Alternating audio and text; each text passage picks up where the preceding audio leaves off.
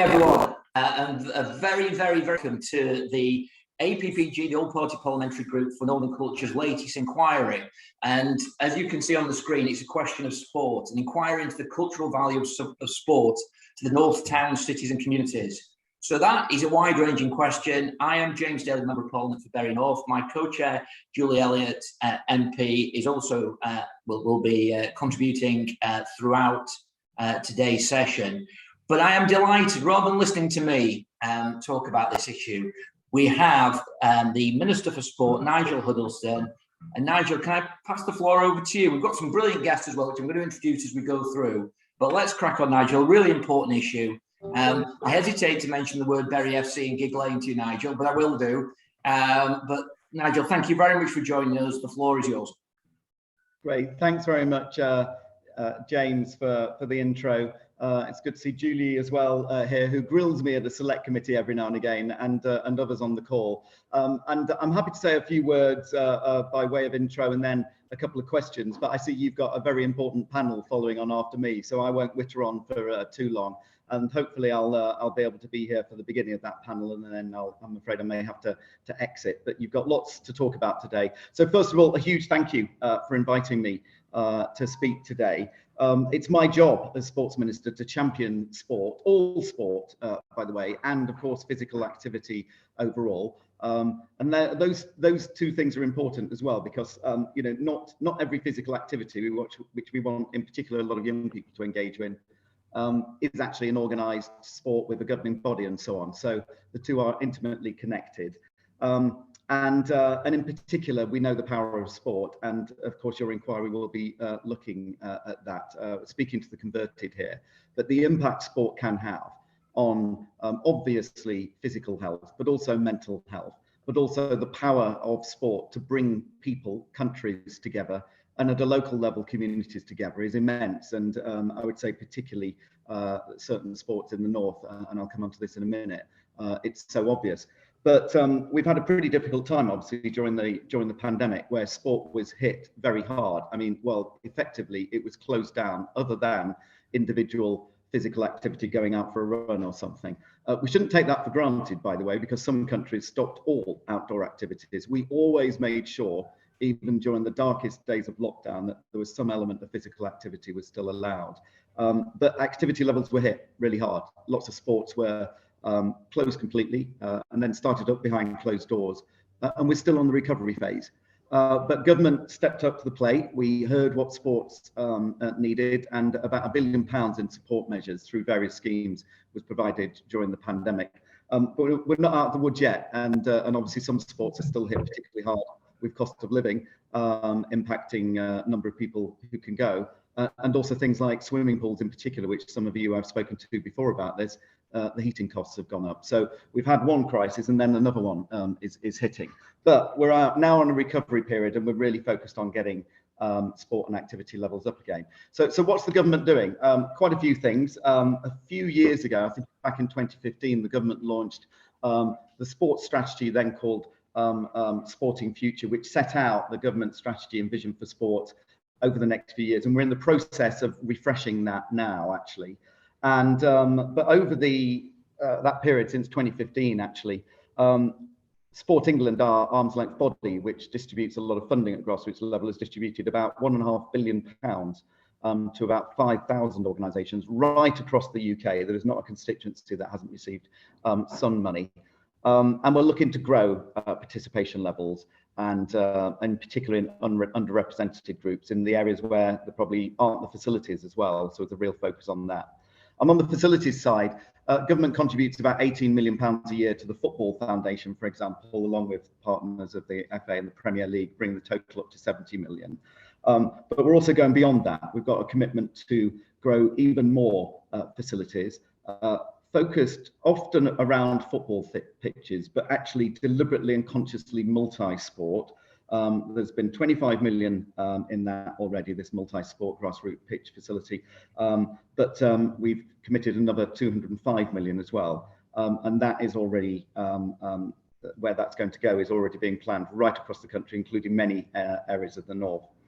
And of course, we also announced in partnership with the LTA last year to get a lot of our courts, tennis courts, up to scratch, because again, across the country, some needed a little bit of work, some were unplayable, and a package to refurbish our park tennis courts is currently underway, working very closely with the LTA. So that was a good partnership, and they were able to come to us with an oven-ready project, basically, because they had already done an audit and categorized each park tennis court in the country and said, what was the state of the condition, with a really good evidence base of saying what would be required in order to make sure that it got to a playable condition. And those are the kind of projects we like, where it's very clear what the plan is, working with a partner, and a very good idea of what the costing is. And again, right across the country, that will happen. And then, as I said, we're going to relaunch or launch the sports strategy, going on from a refresh later on this year. And that'll give us an opportunity to focus again on the areas of opportunity, again, particularly where are the areas where we don't have facilities, where are the areas that are underrepresented, where are the areas where we're struggling to get activity levels back post-COVID, and have a proper strategy in place for the next few years. And we'll make sure that we update the APPG on progress there as well. And of course, you know, why is sport so important from a cultural perspective? I say it brings people together. There is very, very few things, probably, you know, platinum jubilees in the royal family is about the only other thing that brings people together in the same way. It also has a huge economic impact. There was a fantastic study last year, just from the Premier League, showing that the inbound travel boost from people coming to the UK primarily to watch a Premier League game was something like £1.4 billion, and again spread right across the UK. That was not just London. People coming over, they primarily watch sport, and then they'll spend money in the hotels, pubs, bars and restaurants, add a little holiday, those kind of things. Sport is really powerful, and sport, again, because it is so spread right across the country, can be incredible and incredibly powerful. And then this year, then, of course, we've got the Women's Euros, we've got the Commonwealth Games, but also the Rugby League World Cup. And that is that's going to be delivering about £20 million of incremental projects as well into the heartland of Rugby League. Again, in areas of particularly areas of deprivation that are being focused on, with a real focus on legacy there.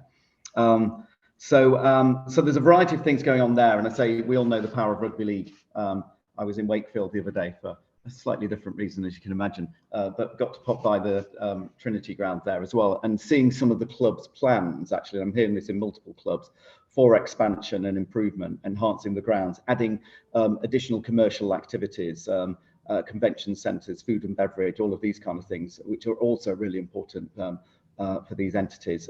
It was really great to see the enthusiasm there.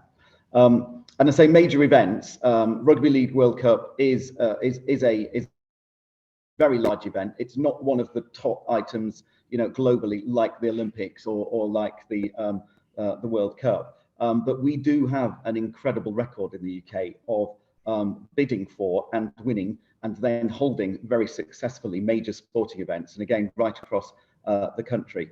We've got the Commonwealth Games in Birmingham this year, but of course not so long ago we had it in Manchester, and since then Glasgow as well. But we've also got a great track record of major sporting events. Anyway, obviously London 2012, but we do have a good reputation globally, and in particular we're gaining a particularly strong reputation in women's sports, and that's something in terms of the strategic focus that will come out in the plan, is how can we build on that reputation to host even more women's sport. And again, one of my priorities is to make sure it's not all London centric. And again, when we are bidding for some of these major events, and of course we've got the Women's Euros this year, we need to work with the organising bodies to make sure that then we spread the love of where the impact is going to be right across the country. And again, the Women's Euros is a really good example there, because it will be held, again, yes, some major events in London, but also in Manchester, Wigan, Leeds, Sheffield and Rotherham are also sites where some of the Women's Euros games will be hosted, and I'm looking forward to going to quite a few of them. So some of you may see me in the next few weeks. And again, we're building that excitement amongst the host cities. And I say they genuinely have a huge economic impact, as well as building excitement and interest in sport. The more visible sport is, the more people want to engage and get involved. And in particular, it inspires young people and young generations. This is something that Julie, I know, has got a particular passion on, and we've spoken about recently in select committees. That's got implication for other things. We've got a whole working group going on to focus on women's sport. And one of the key things there is getting it on television. And then when it's on television, people do watch. And then when they watch, the sponsorship money starts to flow through as well. So it's a virtuous cycle, actually, that's really important. But as I say, look, certainly one of my strategic goals and commitments, and hopefully you've seen it in terms of the way that we are trying to invest money around about the country, is to make sure that that investment, in particular if there's taxpayers' money involved here, does go to the areas most in need, and absolutely make sure that the North gets its fair share. Which will be and is a disproportionately large share of the total amount so far, but that's because it's needed, and I make no apologies for that. So when we start to see the pattern and the rollout and pins on maps of where a lot of these new facilities will be, a lot of it will be outside of London and the southeast, but then it needs to be. So look, I'll finish there in terms of my initial comments, but happy to take any questions there. That's great, Nigel. Thank you very much indeed for that. We're going to fire through. Some people have been good enough to put some questions in the chat, Nigel. So because we've got quite a lot and time is pressing, would you mind being quite concise? I'm sorry to say that in terms of the answers. So Jerry has been on and says some sports are suffering. I think he means amateur sports because they can't get officials, referees, umpires, coaches, and what can be done about that, especially in disadvantaged communities, I think, Nigel. Yeah, you're right, actually. And we just recently had Volunteers Week, for example, and what's interesting is about 50% of all volunteering in the country is in sport. It's people out there helping, weekends and evenings, make sure that the grassroots sports can survive. And like all areas of volunteering, it was hit pretty hard during the pandemic. Lots of people, particularly people of a certain age, stopped volunteering because they were told to largely stay at home, and some of them haven't come back. Now, also at the same time, we've got lots of new volunteers, including lots of new younger people as well across the spectrum. So we're working on volunteering. I'm also the Minister for Civil Society, and we are looking at ways that we can encourage volunteering across all areas. We do have some specific programs actually in both culture and sport, and also working with Sport England and the governing bodies to try and encourage more participation and more involvement on volunteering. The other element there you just mentioned as well is things like umpires and coaches. Again, a lot of the governing bodies are doing good work to get more people through the pipeline, but there are some areas of sensitivity, like abuse and offence of in particular, I'm afraid to say, football coaches and so on, even at grassroots level. And interestingly, we have had some changes in there. In fact, there's a change in the law coming in July, actually, so that they've got further protections as well, because unfortunately there is sometimes a downside to this volunteering as well. But look, we're trying to do what we can. Some of it is just circumstance, but we are initiating projects. Apologies for interrupting. James Coe has asked a question which is very much related to this, but he talks about the value of non-league football in particular. How should we value the volunteers' community value, provision of facilities, and sense of identity? So getting back to the cultural question, it brings to an area. What more do you think we can do to support this work across the North?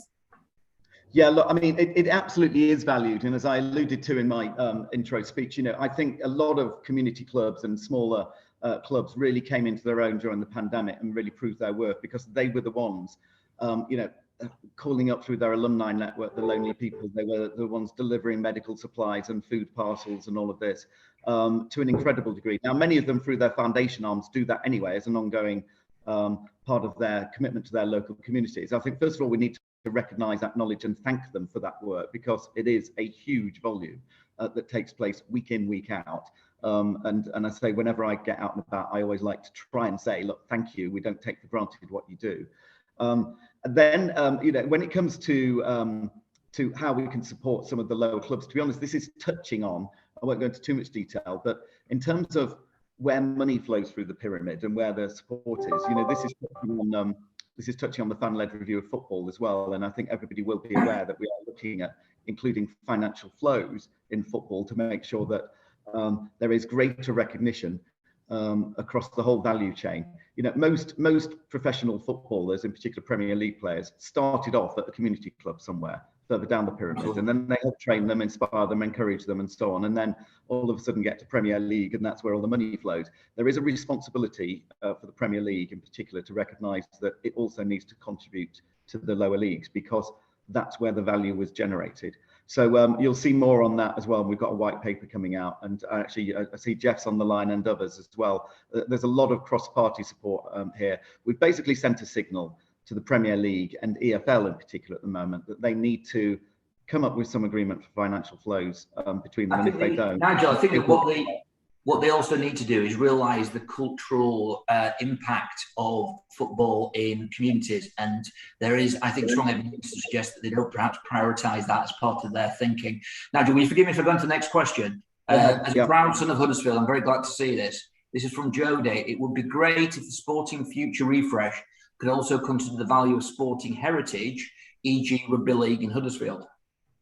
Yeah, no, I mean, I don't doubt, and I think you'll see that in there. And I say it's a really important part of what I do as well. Interestingly, I've got heritage as part of my portfolio.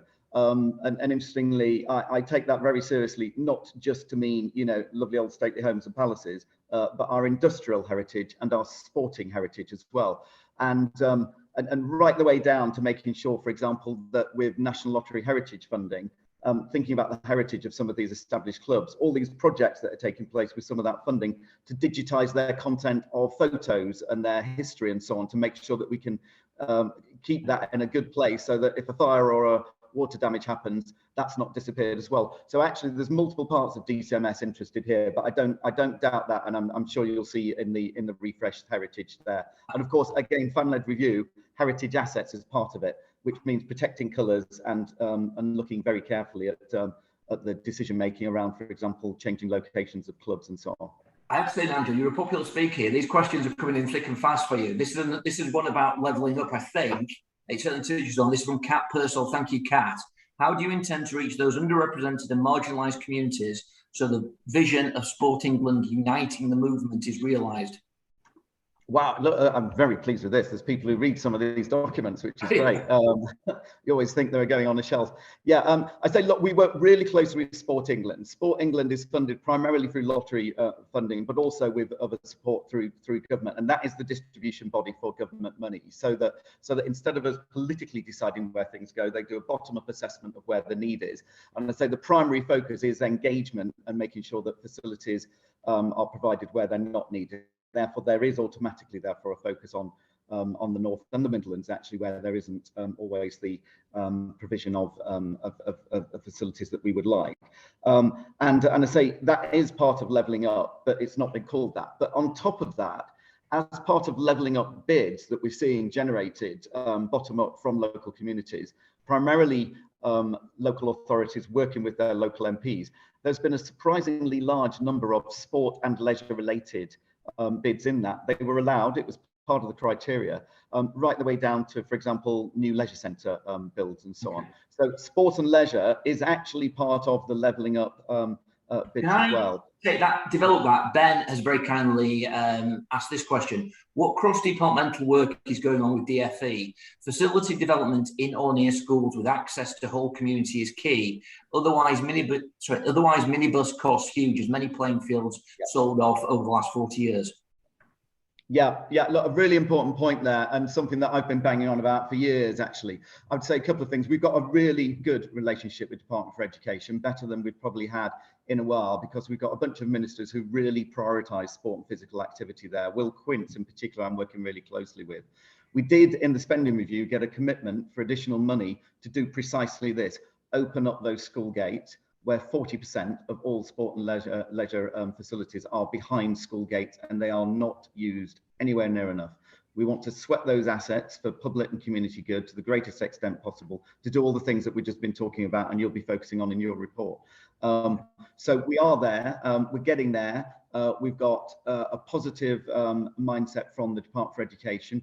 We do have some challenges because some schools are worried about, well, how are we going to upkeep our facilities if it's being used at weekends? How are we going to make sure that it's secure? What do we do with safeguarding and so on? But we can overcome those challenges. Nigel, can I just develop this further? Sally is the Northwest Director of Street Games. How can we use the process of joining up government department agendas and investment to ensure a better offer for young people in lower social economic groups and better drive prosperity through sport to these communities? Yeah, look, again, all of these are great questions. A great example of how we're doing that is yesterday. There was a meeting convened by Nadeem Zahawi at Number 10 with representatives, including Street Games. We're actually at that meeting to do precisely this, specifically focused around the summer activities, the food and activities programme, which again has got additional investment for the next 3 years committed. And that's a really good example of how we're working with DCMS, Department for Education, actually DEFRA from the food programming, and also working with supermarkets and governing bodies and other entities like Street Games to bring all of this together and deliver on projects. So I think that's a model and it's working, and therefore we need to do more of it. Nigel, Paul Walmsley has asked this. The recent report, The Child of the North, states that the mental health crisis in the country, especially in the North, due to deprivation, poverty, lack of government funding, is reaching epidemic levels. With sport being a conduit into stress relief and community bonding, can the government explain its future plans to get sport-based projects up and running to deal with this? I don't feel like I'm doing justice to these questions because they're very important and Nigel doesn't have long. If you could just answer that. Yeah, and again, look, I would say the various initiatives we've got, and I say they're not just initiatives, they're not just talk, there's money attached to them and it's having an impact because it's leading to new facilities.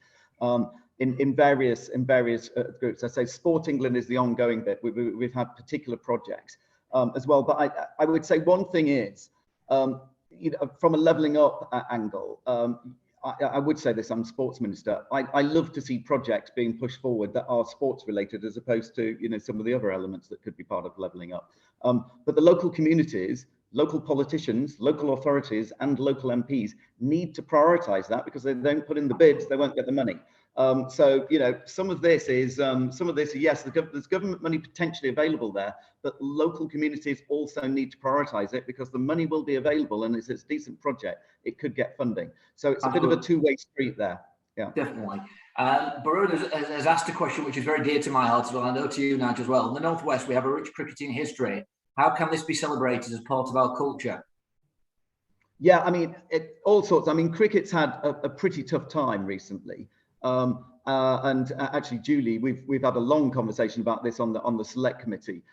Cricket can do great things, and actually at junior levels, cricket is a truly inclusive, engaging and involving sport. But for some reason, when it gets to the more professional levels and also people running the club, some of the more representative groups have filtered out for a whole variety of reasons. So we've got to make sure it continues to be inclusive. The ECB, and obviously there's some change of leadership there, as well as the county clubs, which play such a key role here, have got a whole variety of initiatives. They're making promises to make sure that they can really focus on engagement with the local communities and make sure the sport is fully inclusive.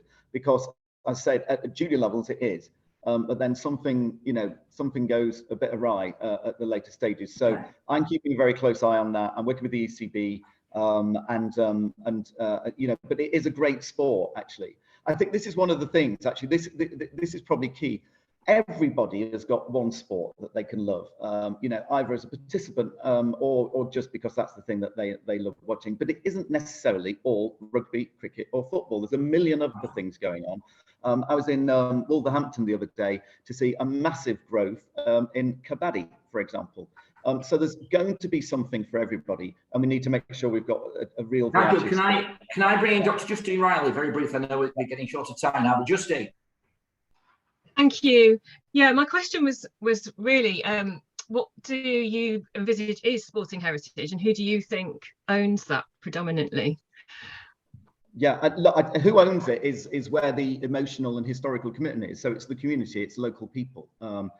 We've had this debate over the fan-led review, for example. It's like you might have a billionaire wealthy owner who's got a financial investment in sporting heritage, but the emotional investment is clearly owned by the local community, which is why it is different, it is unique, and therefore government has to get involved, because we've seen some of these heritage assets destroyed, quite frankly, or some of them lost forever, because that emotional attachment isn't recognised by some of the less reputable owners. So, you know, it is very clearly by the local community. Now, we've got a particular focus on football at the moment, but that goes, and that principle goes for quite a lot of other sports as well. I would say, actually, we haven't had the problem of owners' detachment from the local community in many other sports that we have unfortunately seen in football, but it could happen. So, you know, we're going to get the fan-led review of football sorted out, but I've got an eye on a few other sports where I'd like to see some lessons learned as well. Nigel, I know have you got 1 minute for Councillor Gerald Vernon-Jackson to come in? Gerald, are you there? I am. Hello. I haven't got a question for the Minister, but I'm meant to be part of your panel. Oh, no, sorry, Gerald. We're going to come to you in a second. Forgive me in respect to that. And I know, Gerald, yeah. Good to see you. Nice to see you, sir. So, Nigel, just one final question, and it is, Jackie has asked the question, what backup can we guarantee volunteers if they get hurt whilst training for or delivering sport for groups? We need a national insurance scheme for participants and coaches. Another massive question.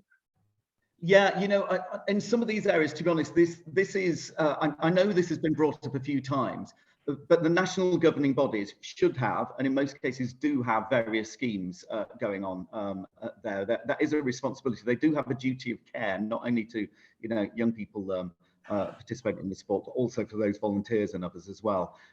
So there isn't a government, you know, national scheme at the moment. But to be honest, this is an area that I'm more than happy to look at. But the responsibility here is with the governing bodies, actually, of the individual sports. If there's particular failings, you know, let us know as MPs and let me know as Sports Minister. But that has to be a governing body responsibility. I say this is one of the problems I have in sport. You know, at the end of the day, sport is a private sector run, self-organizing bunch of entities that make commercial agreements and deals and volunteering and contracting with staff. You know, it's not government run and owned. It's not but because of the public interest, because of the heritage and all of those kind of things, government gets involved a lot more than, you know, probably some of our colleagues, in particular James, would like. But at the end of the day, I do have to respect and require, really, but respect governing bodies have a really important role here as well. And most of the time, they need to just get on and do it and serve their local communities and the people who work and enjoy these sports to the greatest extent.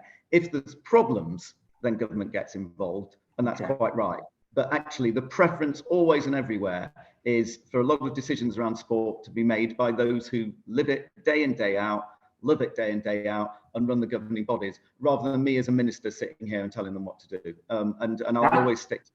Yeah. Nigel, thank you very, very, very much indeed. We could keep you here for 3 hours, Nigel, with the questions that are coming in. So we might be sending through some written parliamentary questions to you because people have been good enough to ask some really great questions. But thank you, Nigel. And I'm happy to join you again. Yeah. Cheers. Thanks, guys.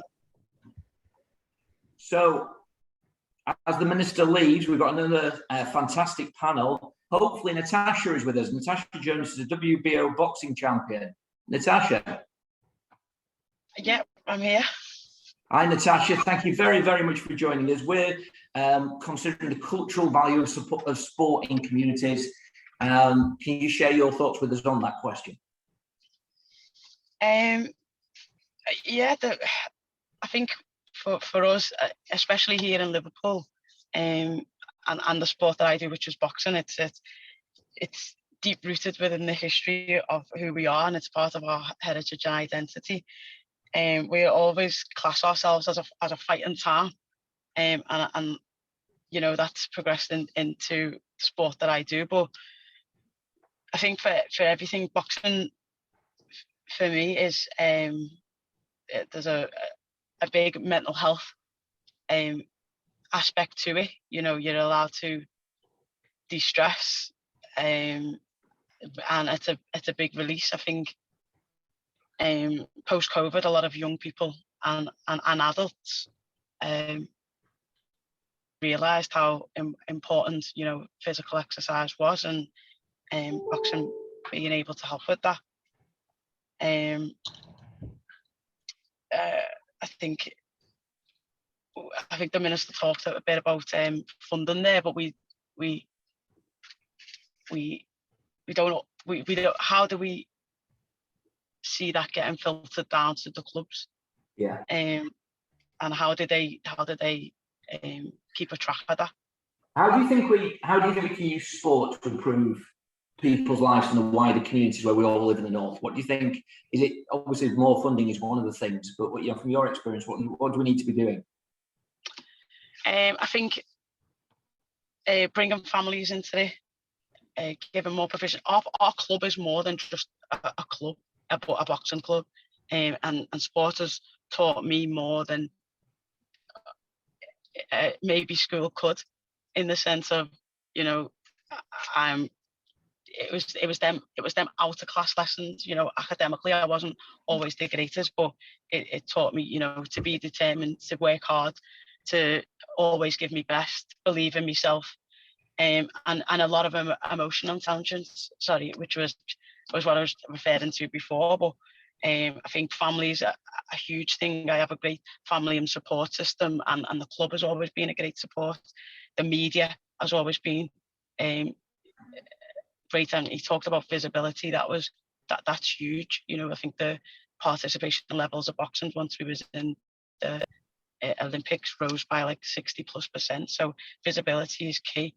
Natasha, can you tell us something about your club, how you got involved in it, and also one of the things we're very interested in is how we can use sport to level up and give opportunities, especially in perhaps communities who've gone through difficult times or are disadvantaged. So it's just how we can use those three and use it. I mean, your club sounds absolutely brilliant, and we can get an idea of the brilliant work they're doing. That would really help us. Yeah, so it's the Rotunda ABC, and I got involved in the club as a football, from just through an injury through football. It was a good way for me to socialise, to lose a bit of weight, which was my only intention when I walked through the door, and I ended up after 6 months have the opportunity to be able to box, and that was 17 years ago, and I'm still there. It runs an all-inclusive hub from there, which is it's got schools in from I think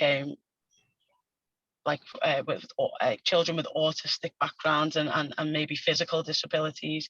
We have children that are involved in NEAT and not in education or training that come along and join the club.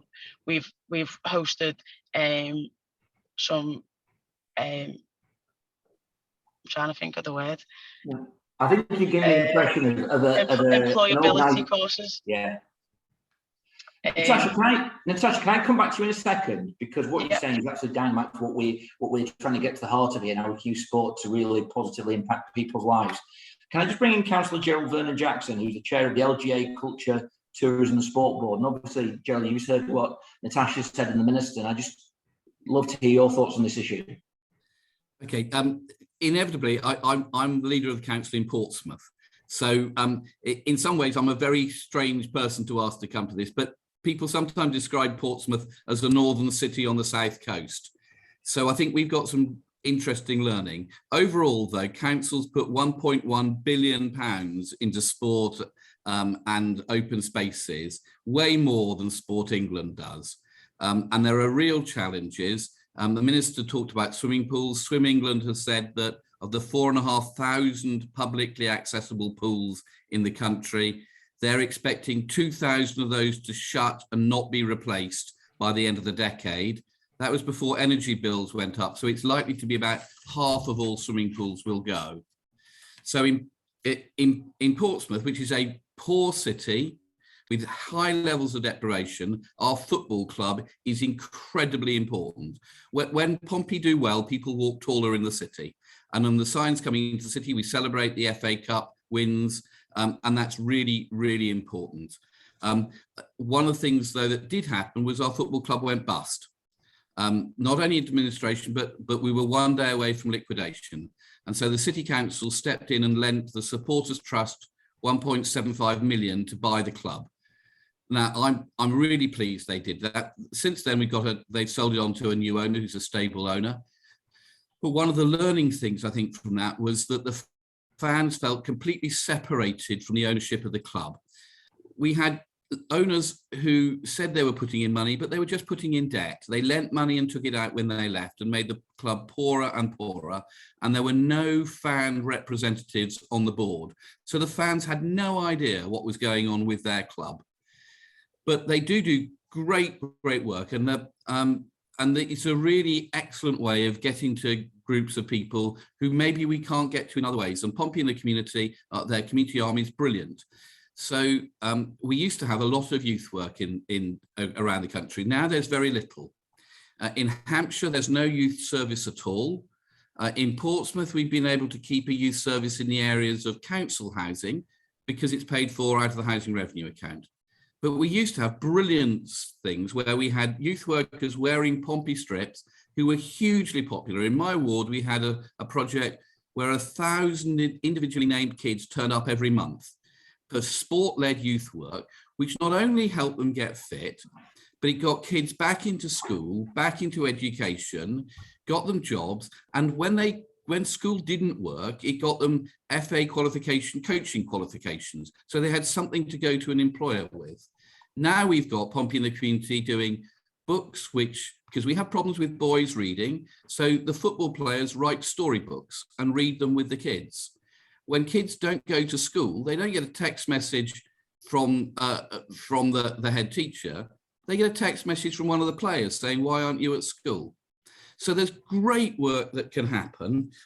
I think across the country, sports clubs, whether it's rugby league, rugby union, cricket, football, has an enormous impact we can have on young people and young people's health, on their education, on their pride in their community. And it's a brilliant thing to be doing and building on. And I hope your report is hugely successful. Joe, thank you very much indeed. If you mind staying on, Joe, we'll come back to you in a second. We've now got Dr. Justine Reilly. Justine is the founding director of Sporting Heritage. Justine. Thank you. So I'm coming at this slightly differently. So Sporting Heritage CIC is a social enterprise. We're based in Leeds, but we work across the UK. And our aims are to protect, celebrate and share the nation's sport and heritage. Sporting Heritage activity delivers, we've worked out a range of cultural, social, economic and wellbeing impact measures that is around £3.4 value for every pound invested. And that's across Northern Powerhouse, local authority, national government, education, public health objectives. And the heritage we represent is personal, communal and rooted in diversity and identity, largely because the formal heritage sector and sport hasn't been interested in the sporting heritage for various different reasons. So it's by its very nature close to those hearts of communities that other heritage isn't. So to begin with, I just wanted to give you a quick flavour of the type of impact sporting heritage makes.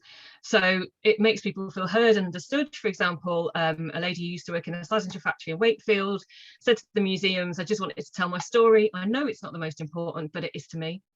Sporting heritage unlocks education for children and young people. For example, a school in Bradford transformed from a failing to outstanding school by underpinning its central values with sporting heritage.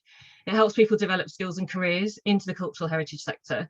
For example, a volunteer from Bocce UK attending one of our webinars said, "I've learned so much from the delegates. I feel I can really transform what our organisation's doing." And sporting heritage workforce and volunteering community is largely made up of non-traditional cultural sector individuals.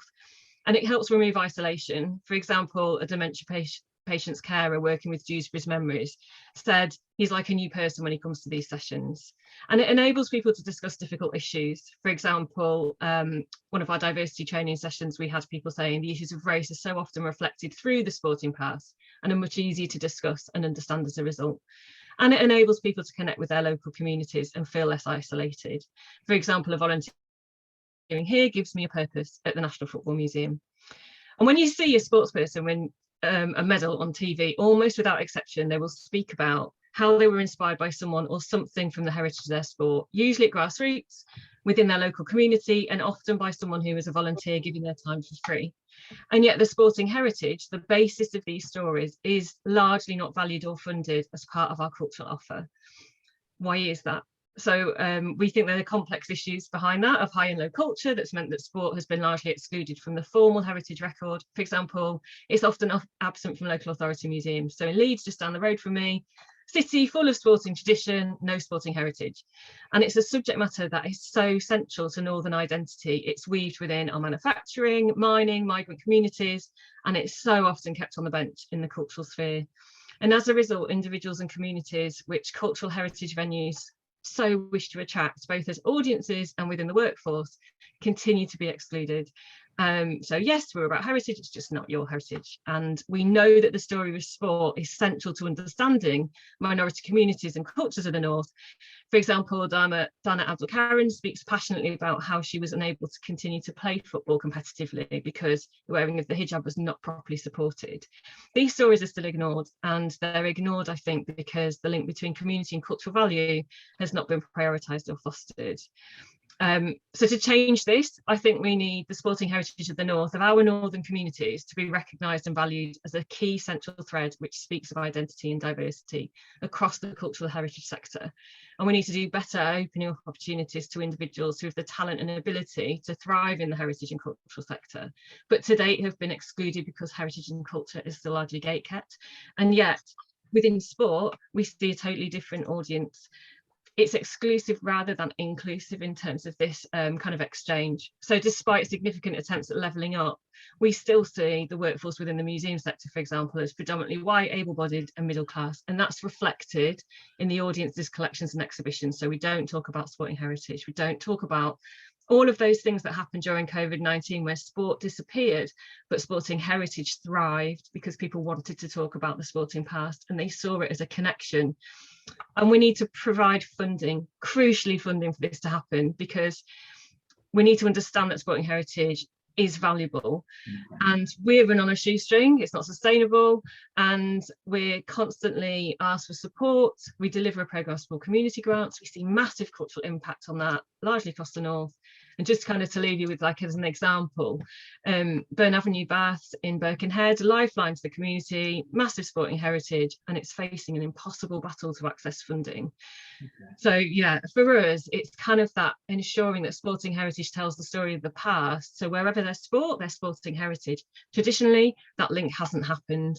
Okay, Justine, I'm going to come back to you in a second, but I couldn't agree more with what you've just said there. But can I bring in Julie Elliott, MP, my co-chair? Julie.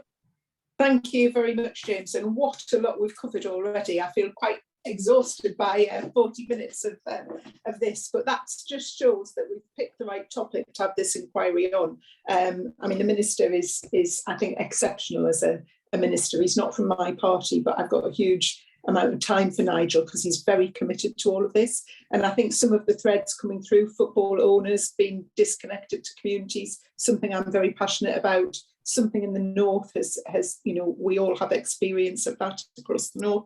And it was interesting hearing Gerald there talk about Portsmouth. Actually, some of my relatives, before I was born, but some of my relatives actually played for Pompey. So Pompey's got a big place in our family history. So we'll accept you as an honorary Northerner today, I think. And I mean, you know, Justine, some of the things you've talked about, so much is missing. We have, you know, a brilliant football museum in Sunderland, and they've really focused on trying to bring the cultural and heritage things into the museum, not just, you know, who played for this team and what have you. And it's so important, so important. But we're going to move on now. We've got Jeff Smith, who is our Shadow Minister for Sport, who will be very keen to hear from you, Jeff, on what your views are on the three questions that the inquiry is looking at. And of course, you are a Northern MP, so I'm sure you'll have your own personal take on this. Jeff. Yeah, thanks, Julie. And it's great to be here, and congratulations on the project. And yeah, it's been a really interesting session. And thanks to all the speakers. I found it fascinating, actually. And I suppose maybe I'll try and be as quick as I can, but maybe make sort of 3 or 4 points in response. And just, I suppose, just to echo Nigel's comments about the importance of sport bringing people together and bringing communities together, and we absolutely concur with that one. And how do you do that? So it's about increasing uptake in sport, firstly, So young people, less engaged, minority ethnic communities, women, disabled people, people who maybe aren't as engaged in sport as they currently are, we need to focus on that. And there's some good work, the This Girl Can initiative, the Activity Alliance for Disability Inclusion, there's some good stuff going on. I think it's really important though to get young people early, to engage young people in sport. And I do worry about sport in our schools. Secondary schools are teaching 42,000 fewer hours of PE than they did a decade ago. There's over 2 million children have less than 30 minutes of physical activity a day. And worryingly, some of the more deprived socioeconomic backgrounds, they're less likely to be active in comparison to the more affluent peers. So we've got to prioritise sport in schools, and we really need a long-term funding commitment for PE and school sport. And that sort of goes on into the community. So again, the expenditure on sports development and community recreation in the last 10 years has really dropped. The net expenditure over that period is 76% drop in that, and the sort of total expenditure 35%. So it's again worrying. And I was before I came into Parliament, I was an executive member for finance in Manchester, and we had to close down a number of sporting facilities when the cuts came in. So that's a real worry. We need to address that issue and have some real investment, and particularly at the moment with the issues around the cost of fuel and the cost of living. I know UK Active did a survey recently that's really worried about the impact of energy increases and the impact on their facilities and on particularly on swimming pools. We heard, I think was it Gerald mentioned about swimming pool closures earlier on. So that is a concern. So young people, we've got to get them moving through into community facilities and maintaining their interest. I just wonder if we have a problem, I think, in sport. We're MPs very close to each other. Disadvantaged areas, you are more, as you just said, you are likely not to have access to a cricket club or to a football field or to any of these facilities. We're seeing a sort of, I think certainly in my seat, in what would, I can't think of a better word, in middle class areas, sport may be thriving at a junior level. But I just wondered, in the sense of sport in more disadvantaged communities, how we can help that and give that and contribute to a real sense of identity and pride in the area where people live. Well, I don't think you can get away from the issue of investment, unfortunately.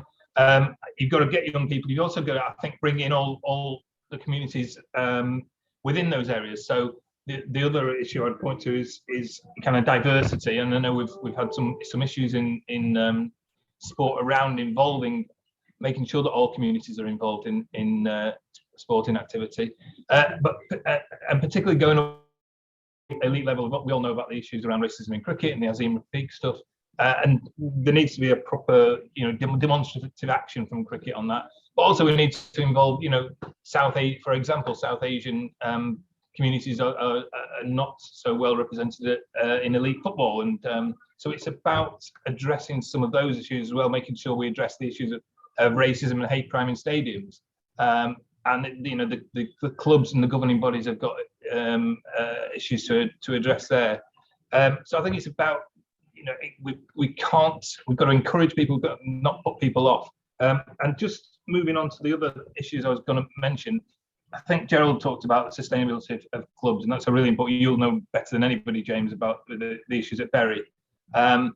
If we're going to maintain our sporting heritage in those communities, we have to address the issue of the places like Portsmouth and Bury and Derby, where clubs have either gone out of business or been in danger of going out of business. So we need to follow on the recommendations of Tracy Crouch's report. Just one more thing I'd mention, actually, I suppose, is there's always hope on the horizon. And Manchester, the whole of East Manchester was transformed after the Commonwealth Games, and largely as a result of the Commonwealth Games. I'm a lifelong Man City fan. We wouldn't be having the success we have now without the Commonwealth Games, the stadium being built, and the whole of East Manchester being redeveloped on the back of that. So I hope Birmingham will have a similar success. And if as Nigel was saying earlier, we try and focus on getting some more of those big events to act as catalysts for local sport, because the whole of East Manchester around the City Stadium and what was the former Commonwealth Games Stadium has been completely regenerated and rejuvenated as a result of that. And I keep talking about funding and investment, and obviously it's difficult times, but there is a really important, a really valuable return on investment when you're involved in sport. For every £1 you spend on community sport and physical activity, you get an ROI of £3.91. So it's a false economy not to be investing in those kind of things. Brilliant. Thank you very much indeed for that, Jeff. We'll try and come back. Gerald, if it could be very brief, Gerald. Paul, I'm going to come to Paul Walmsley next. So Paul, be ready. Very, very quickly, I think there's a real issue about school facilities where poorer families can't afford to use facilities in schools, but wealthy families can. We've got tower blocks which look down on AstroTurf pitches. Middle-class families come and buy and use the time there. The people who live locally can't afford it. I think there's also a real problem with the FA. I think the rumour might not be true, but we're said in Pompey, we had one owner who passed the fit and proper persons test as owner, who may not have existed, and yet he passed the test. Gerald, there's a very lengthy discussion, I'll tell you, that we could have about that, but that's for another time. Paul, are you there? Paul Walmsley. The reason why I wanted Paul to speak is Paul has been working with Natasha on the project. Paul, are you there? Yes, I am. Paul, the floor is yours. I'm so sorry, Paul, but if you could keep it to about a minute, it would be great, but we desperately want to hear from you. Yeah, no worries. So I'm a children's rights researcher as well at Liverpool University, and we run a project called Nobody's Left Behind in Liverpool. And this has mushroomed up from austerity and from COVID, where we now we target young people who are at risk in secondary school. We sort of keep hold of them when they get to 16. We also work with ex-offenders. We work with young offenders as well. We work with care leavers, and we use sport as a conduit for us to build relationships with these people, because relationships is so important. We then, after 4 weeks of training, either boxing, football, because as well as Natasha, we have Ricky Lambert, an ex-Liverpool and England striker, who helps us in the communities delivering projects.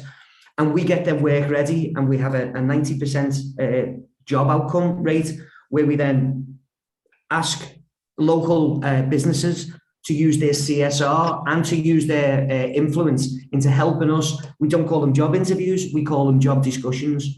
And we help these young people to try and get into work as soon as possible. So we use sport in our community because we have to. And we also tap into all the local businesses, CSR, because we need as much help as we can, because funding is difficult. It's really difficult at the moment. We do well, but we still need more help. So that's me. Thank you, Paul. Julie?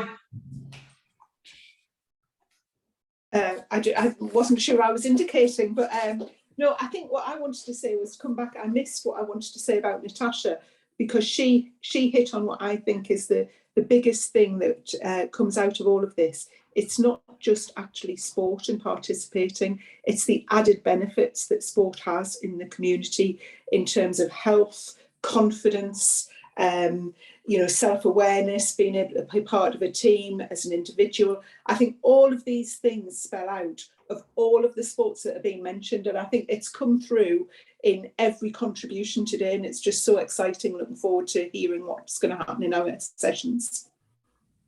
Justine, any closing thoughts on what you've heard in the contributions? I mean, it's amazing to hear all the different contributions and see the synergy with what we're delivering. We represent all sports, so a lot of our work steers away from football, cricket, the traditional sports, because there's a lot of support there already. Although we do deliver that, we'd like to see that bigger emphasis being placed on those other sports, disability sport, neurodivergent sport, etc. as well. Jacqueline has asked a question. It's a general question. I'm sorry I can't bring in Jacqueline, about rural community sport. Have you got any views on that? So me, did you say, James? Jeff or Justine? Oh, sorry. Yeah, absolutely. I mean, in terms of sporting heritage, community sporting heritage, and particularly in rural, it's where sport is the focus of a lot of rural communities. Often there's a clubhouse or there's something that is bringing the community together, and often that's where we'll see the development of, well, who made that happen, what was the heritage behind that, who were the people. It inspires lots of activity within schools. It builds that understanding of, this is what I'm about, this is where I'm from. And it's absolutely central to activity that happens in terms of sport and heritage in rural communities. Thank you, Justine. Jeff, have you got any further thoughts on what I agree with Justine. I mean, sport could actually bring a real kind of identity to villages and to towns, and volunteers are key to that. I think it's about giving the volunteers the tools they need to be able to keep the clubs running and keep that identity going. Okay. We've got a further. This is brilliant. There's just so many questions here, and we're running out of time. Everybody who's spoken to us so far are absolute superstars, but I have to give the award for chief superstar to Natasha Jonas, who's an inspiration, I think, to everyone. So, Natasha, hopefully you're still with us. Yep. I mean, I don't know whether you've got anything that you can add to what you've seen, but my gosh, you're in a, you know, it is an inspirational ambassador for this, for what we're talking about here. You know, you're it, Natasha. So thank you very much. And we just over to you to finish things off. Yeah, sorry, can I just close by saying, like, sports give me a positive platform to be celebrated, and it was a space where I felt equal and not judged, and that's what it should do for everyone that takes part. Well, on that note, that is, I think we may have answered the question after the first session here, Natasha, on that basis, with the amazing work that you and Paul are doing. And thank you to Dave Ingham, to Kat, to Duncan, to everyone who has contributed. Oh, sorry, I thought I was on mute there for a second. I don't know how, I mean, Jill, who organises all of us who are involved in these things, I think we've got something pretty special here, which I think we're going to do as much work as we possibly can. So I want to thank everyone for their contribution. We will try and get answers from the Sports Minister to all the questions that have been put on there.